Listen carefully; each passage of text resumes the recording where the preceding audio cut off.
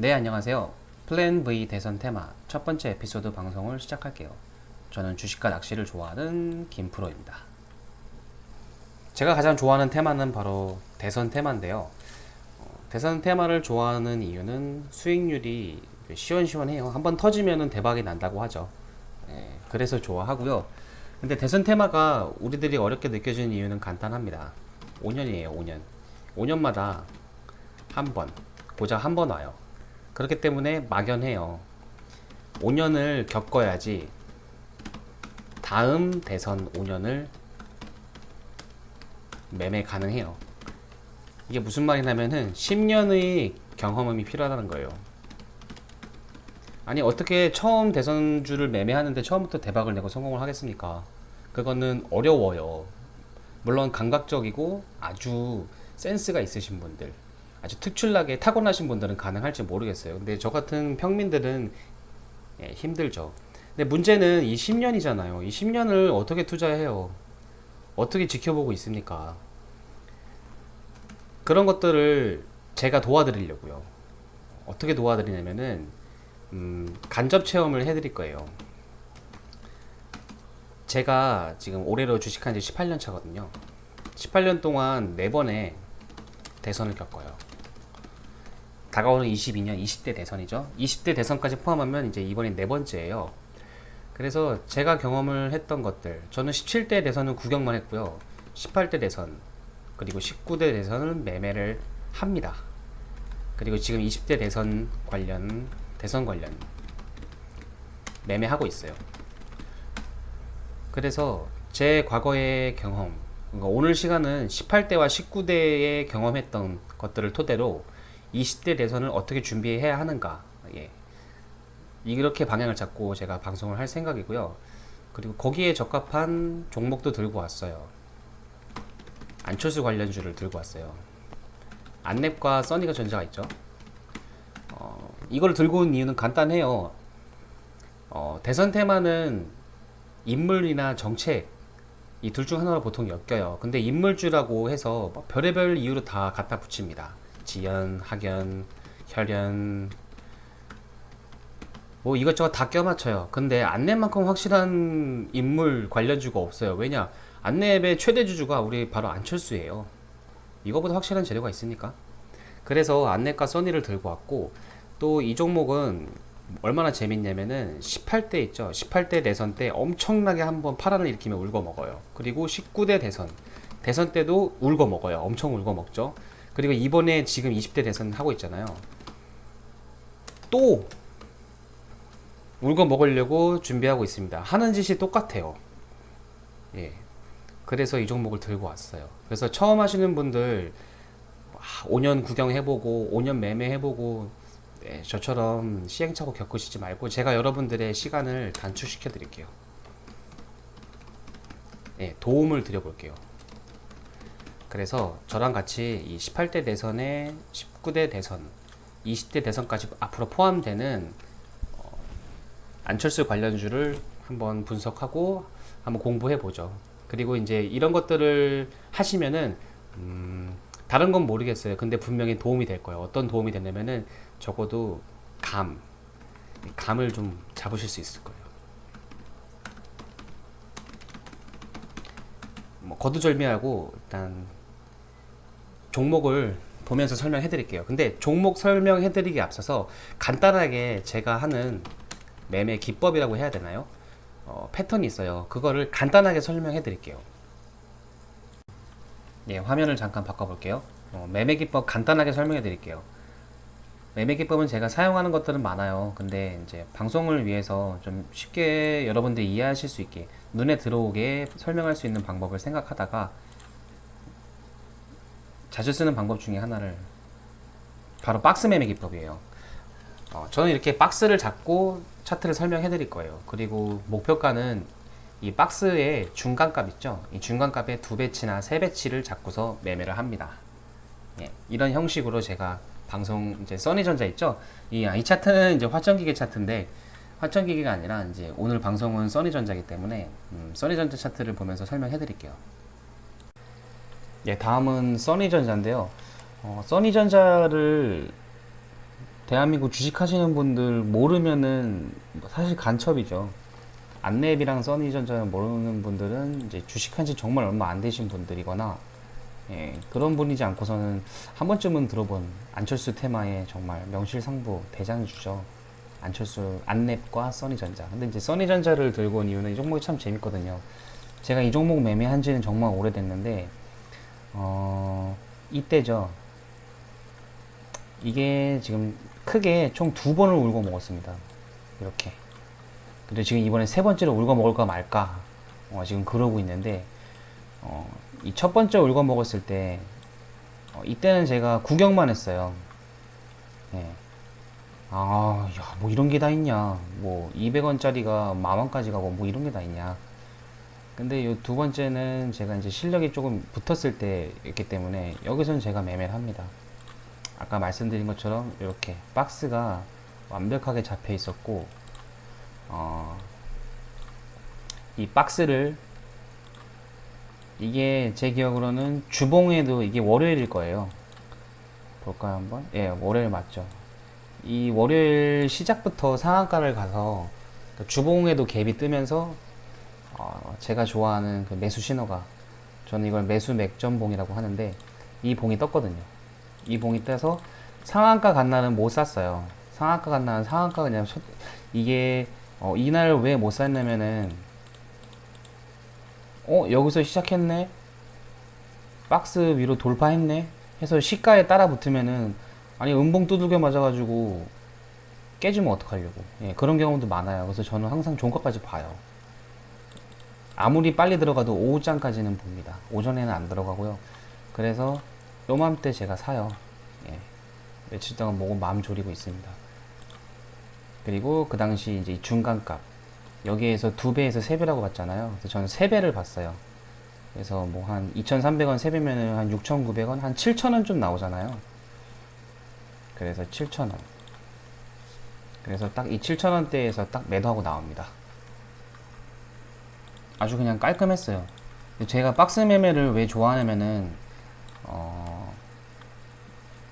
이 기간 있잖아요. 여기서부터 이 기간. 이 기간이 짧은 기간이 아니에요. 일수로 치면은 뭐 300에 넘어가는데, 250 거래일이 1년이니까 1년을 넘게 이렇게 갇혀 있는 거거든요. 저는 이 시간을 낭비하고 싶지 않거든요. 예. 그냥 안철수가 뭐하나 라고 그냥 구경만 하고 그냥 지켜보고 있는 거예요. 그러면서 이 구경하는 사이에 이 박스가 만들어지고 있구나를 인식하는 거죠. 예. 그러고 나서 시기적으로 2016년 4월이 총선이에요. 이때 이날 이때 올라간 이유가 대선 때문에 올라간 게 아니거든요. 총선에 나간다는 재료로 올라간 거거든요. 그래서 16년 4월이 총선인데 요맘때가 총선이래요. 이맘때가. 그래서 총선 전에 주시하고 있었죠. 지금이 내년 4월이 총선이죠. 지금 방송하는 게 19년 10월이에요. 그러니까 총선 6개월 전이에요. 이 써니전자로 예를 들면은 이때가 4월이고 10월은 이때예요. 요맘때. 그러니까 이제 지금으로 치면은 우리는 이 시기에 있다는 거예요. 이 시기에 있을지도 몰라요, 저희가. 어떤 종목은 분명히 이 시기에 있을 겁니다. 어떤 종목은 지금 이 시기에 있어요. 그리고 분명히 어떠한 종목은 이런 슈팅이 나올 거예요. 그거를 잡아내려고 제가 지금 굳이 다진한 써니전자를 좀 보여드리고 있는 거고, 어쨌든 이 맥점을 이 박스 매매를 한다는 거. 그리고 이제 써니전자 같은 경우에는 또 설명해 드릴 게 많아요. 또 더 재밌는 게, 박스 매매 기법으로도 성공적이었지만 이 종목 같은 경우에는 요 시기 있죠. 요 박스를 이루어진 시기에 얘네들이 전환사채를 발행해요. 이 전환사채를 발행하는데 얼마를 발행하면은, 얘네들이 시총이 가령 500억이었다. 그러면 한 시총의 한 3분의 1 가량? 정확하게 제 기억은 안 나요. 근데 대충 3분의 1이니까 500억이라 치면은 150억. 한 150억 정도. 숫자로 나오면 보니까 한 3분의 1 가량 시총의 3분의 1의 CB 전환사채를 발행해요. 그래서 뭐 어느 권인지 모르지만 아무튼 발행을 한 뒤 전환사채는 발행하고 나면은 1년이 지나면 전환권을 행사할 수가 있어요. 그래서 세력들이 손쉽게 물량을 싼 가격에 많은 물량을 한 방에 가져가는 요령이 여러 가지가 있는데 가장 손쉬운 것 중에 하나가 전환사채예요. 전환사채는 뭐 시가가 주가가 빠지면 리픽싱이라고 빠지면 빠진 대로 그 전환가액을 밑으로 내리면서 조정할 수 있거든요. 이런 복잡한 얘기는 제가 나중에 해드리고 어찌됐든 요 박스에서 2,000원대 한 2,000원, 2,100원 정도 되는 전환사채를 발행하고 총선 핑계로 이렇게 들어 올립니다. 이렇게 들어 올려요. 총선 핑계로. 근데 재밌는 게 이때까지 행사를 안 하죠. 예. 행사 기간이 제 기억에는 이 들어 올리기 전인지 아니면 후인지는 정확하게 모르겠는데 아마 후일 거예요. 근데 어쨌든 행사를 이미 2,000원에서 2,000원짜리를 2배, 3배 올려놓고서 행사를 안 하고 있습니다. 그러다가 아마 제 기억엔 요맘때 이 전환사채 물량을 대주주가 받아가요. 이 써니전자의 대주주 있죠? 예, 오노일가가 받습니다. 2,000원짜리 전환사채를 4,000원에 받아요. 그것도 뭐 정확한 가격은 모르지만 대충 이 정도 될 거예요. 4,000원에 받고 난 뒤에 머지 않아서 마지막으로 이렇게 날립니다. 예. 날리고 나서 얘네들이 여기서 다 팔아먹죠. 그리고 이쯤에서 팔았다는 공시를 내요. 그 다음 주기죠. 예, 이게 주식이에요, 여러분. 잘못 알고 달려들면은 이제 뭐 테마주 하면은 망한다는 게 모르고 달려들면 망하거든요. 근데 재밌는 게 이번에도 똑같은 짓을 지금 또 하려고 얘네들이 지금 준비하고 있어요. 예. 이번에는 얘네들가 어떤 시나리오를 짜올지 모르겠는데 예전에는 여기서 발행하고 여기서 오너일가가 받아서 여기서 팔았잖아요. 예. 이번에도 여기서 발행합니다. 이번에는 예전에 여기서 발행했던 것보다 훨씬 많아요. 거의 시총 절반 수준이었어요, 제 기억에는. 예, 말도 안 되는 만큼의 양을 2,100원 정도에 받았어요. 그리고 과거에는 이 4,000원대에서 2,000원짜리를 4,000원대 오너일가가 받았는데 이번에는 그냥 2,000원대 그대로 받아요. 얼마 전에 그 뭐 공시 나왔을 거예요. 그래서 일부를 사들였을 거예요, 또 이 구간에서. 그래서 지금 그게 아직 대주주 매도 공시가 아마 지금 아직 안 나왔을 거예요. 안 나왔기 때문에 한번 봐볼까요?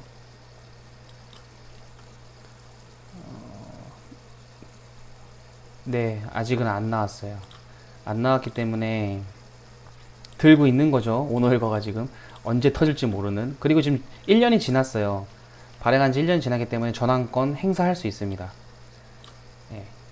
전환권 행사하면은 그냥 주식 물량 바로 쏟아져요. 근데 얘네들이 지금 2,000원짜리를 뭐 4,000원에 나오진 않겠죠.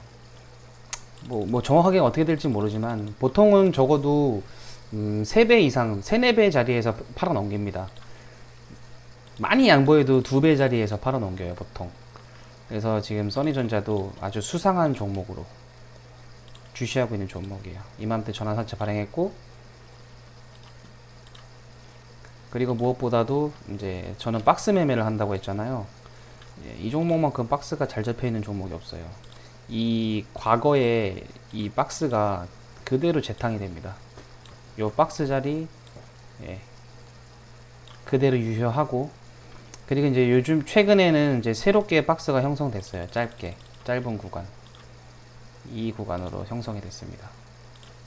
이렇게. 그래서 대충 여기 중간간 잡으면은 3,000원쯤 나와요. 그럼 얘도 목표가를 6,000원 정도까지는 갈 수 있겠거니 생각하는 거예요. 그리고 많게는 9,000원 전고점 이 부분까지. 근데 공교롭게도 그 자리들이 뭐 또 나름 부딪힐 수 있는 자리들이에요. 충분히 이 목표가들이 이런 식으로. 여기는 이제 고점 자리. 이런 식으로 해서 맞추는 거예요. 근데 중요한 게 지금 이제 써니전자 같은 경우에는 이제 신호가 뜬 셈이에요. 이렇게 주봉 기준으로 요 봉 매수 신호가 떴죠. 박스를 돌파하는 봉. 근데 여기서 이제 달라붙어야 되냐 안 달라붙어야 되나. 근데 잘 생각해야 되는 게 가짜 신호와 진짜 신호를 구별하는 방법을 좀 말씀드리면은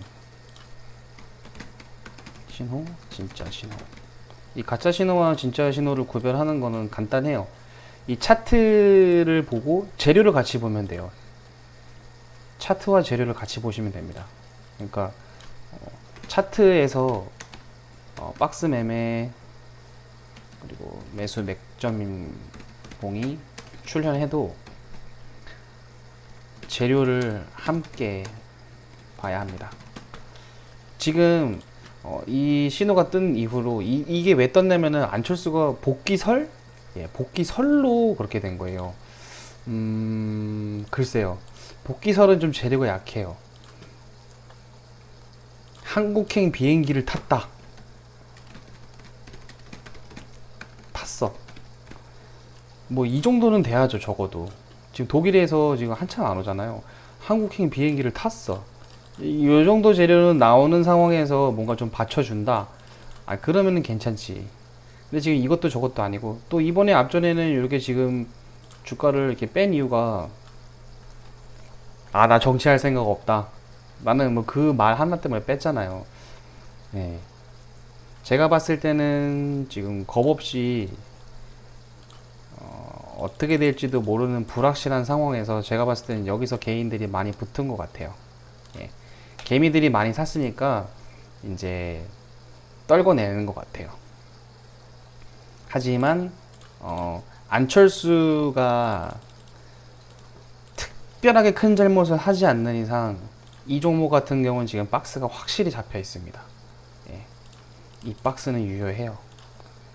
무슨 말이냐면은 지금 이 하단이 2,700원 정도로 잡히는데 이 2,700원 밑으로 내려올 일은 없다고 봅니다.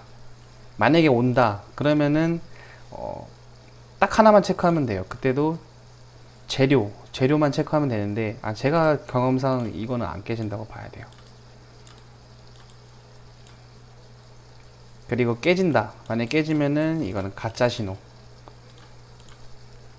가짜 신호죠. 가짜 신호.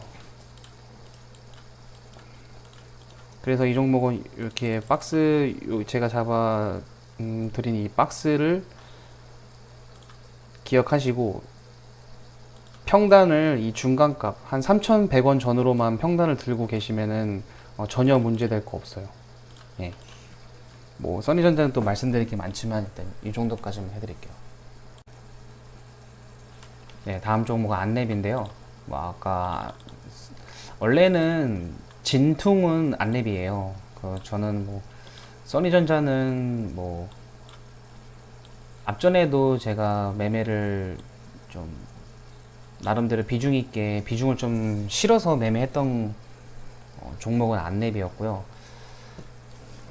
디테일하게 뭐 하나 간략하게 그냥 제가 그냥 경험했던 자리만 말씀드리자면은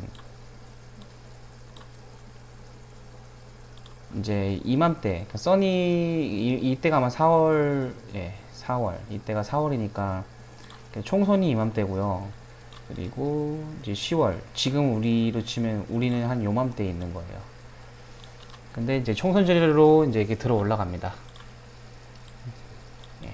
들어 올라가고 본능적으로 이제 알죠. 안랩은 써니처럼 박스가 없었어요. 이쁜 박스가 없었어요 당시. 뭐 이렇게 뭐라 그럴까 뭐 이렇게 차트가 지저분해요. 안랩은 항상 그래요. 근데 뭔가 저 같은 경우에는 안철수 연구소는 아시나요 혹시?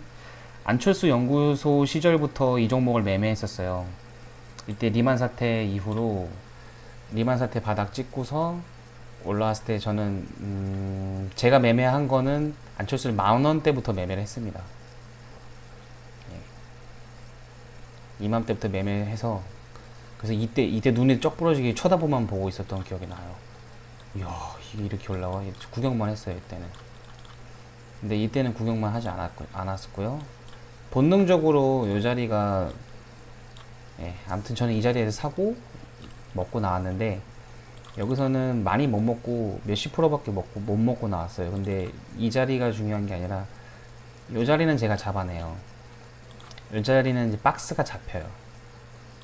여기랑 여기 정확하게 박스가 잡힌 거를 제가 잡아내고 기다리고 있습니다. 이 박스를 확신하고 기다리고 있었어요. 그리고 나서 요 봉 보이시나요? 밑꼬리 긴 거? 요게 이제 탄핵되는 날일 거예요. 아마 제 기억에. 그리고 탄핵되는 날 이렇게 모든 정치 테마주들이 이렇게 출렁였었고, 그리고 요 봉이 뜹니다. 이 봉 종가에서 저는 따라 붙었어요. 그리고 이 중간값, 보통 한 6만원 정도 나오면은 저는 목표가를 18만원 잡았었어요. 그때. 최소. 왜냐면은 안철수가 대통령이 정말 될 것 같았거든요 그때. 근데 저는 18만원을 잡았었는데 결과적으로는 15만원도 못 갔죠. 근데 이제 최소한 갈 거라고 생각한 게 12만원이었어요. 이 중간값에서 두 배치. 그래서 최소 목표가 12만원. 근데 저는 18만원까지 죽어도 안 팔 생각을 갖고 있었고 계속 들고 갔는데 이때도 다 기억이 나요. 그러니까 이 3일이 단일가, 과열 때문에 이제 3일간 이제 30분 매매 단위로 거래되잖아요. 단일가 매매 기간 3일, 이거 기억나는데, 이 3일 봉이 다 망치형인 거예요. 다는 아니지만, 얘 망치형 뜨고, 그리고 3일, 그리고 이때는 이제 거래가 정상적으로 이루어졌는데, 이날도 망치형이 뜬 거예요. 그래서 이때 좀 기분이 쎄했어요. 쎄했는데 설마 하고 있었는데 요 하한가 가까운 이 음봉을 제가 두들겨 맞습니다. 근데 저는 여기서 더 샀어요. 총 3군데에서 추가 매수를 합니다. 단일가 첫날 종가에서, 그리고 갭자리에서 3번 나눠서 사고, 그 다음에 요 양봉 그대로 다음날 먹고. 근데 이제 언제 나왔냐면은 제가 결과적으로는 요 날 나왔어요. 요 날 나왔는데, 나온 이유가 여기서 이제 대선주 탈출은 언제 하느냐, 이걸 알려드릴게요. 이게 탈출을 언제 하냐면은, 이때 요 날이 목요일이잖아요. 이때 안철수가 문재인 지지율을 처음으로 앞선 날이에요. 제가 너무 생생하게 다 기억하거든요. 앞선 날이기 때문에. 그래서 저는 다음날 뭐 상한가다. 근데 상한가는 좀 오버니까 10%대 시작이다 라고 이제 확신하고 있었어요. 근데 시가가 7%? 10%도 안 되게 뜨는 거예요. 그래서 뭐지? 의아했는데 그것도 부족해서 당일 마이너스까지 갔다가 약간 플러스로 끝나는 거예요. 그래서 이 아리송한 이 흐름이 뭘까 해서 처음으로 의심을 했고요. 그러니까 저는 18만원까지 죽어도 안 팔 생각이었는데, 이날 보고서 좀 쎄했고, 이날 왜 나왔냐면은, 이날은 어떤 날이냐면은 또 지지율 조사가 나옵니다. 중간에 주말에 낄 거예요. 이게 금요일이고 이게 월요일인데, 토요일, 일요일, 주말 사이에 또 나옵니다. 이번에는 격차를 벌렸대요. 지지율 격차를 벌렸대요. 그러니까 안철수랑 문재인 지지율 격차가 더 늘어난 거예요. 그러면 더 좋은 뉴스잖아요. 근데도 시가가 5, 6%, 그리고 결국 종가가 마이너스로 끝났어요. 근데 저 이날 분봉도 기억하거든요. 근데 지금 분봉은 없을 거예요. HTS는 8개월치밖에 안 나와요. 그래서 그 당시 분봉은 안 나오겠지만 저는 이때 분봉까지 다 기억해요. 그래서 어떤 지점 분봉에서 추세 깨지는 거 보고서 나왔어요, 저는. 그래서 제가 결과적으로는 이 자리에 사서, 이날 사서 요날 나오게 돼요. 다시 돌이켜봐도 잘 사고 잘 나왔죠. 근데 너무 아쉬웠어요. 저는 뭐 속으로는 18만 원까지 간다고 생각했지만 실질적으로는 2, 30만 원도 가능하다고 봤거든요. 그래서 제가 상상한 차트는 이렇게 어떤 뭔가 신고가로 뚫고 올라가는 뭐 그런 거를 상상했었는데 그 당시에. 근데 그거는 그거고 주식은 생물이에요. 그러니까 순응해야 돼요. 그래서 재료 이거 글렀다 싶었을 때 나오는 거예요. 그러니까 제가 아까 말씀드린 게 언제 매도해야 되느냐. 대선 테마, 정치 테마, 특히 인물 테마. 이 인물 테마 매도 시점은 여러 가지가 있는데 그 중에 하나가 지지율이 상승했는데 주가가 상승하지 않을 때 혹은 지지부진할 때 이때가 매도 타임입니다. 이거 정말 좋은 정보니까 머릿속에 꼭 기억해 두세요. 네, 다시 화면을 바꿔봤는데 안랩과 써니전자 종목 이 두 종목을 제가 과거에 겪었던 경험들을 한번 같이 나누어 봤는데 오늘 뭐 방송이 어떠셨나요? 뭐 도움이 좀 되셨나요? 좀 첫 방송이라서 조금 산만할 수 있어요. 그리고 뭐 무슨 얘기 하는지 잘 이해 못 하시는 분들도 있고 어떤 분들은 저런 얘기구나 라고 이제 공감해 주시는 분들도 있을 것 같아요. 제가 이렇게 이렇게 겪어본 종목들이 엄청 많아요.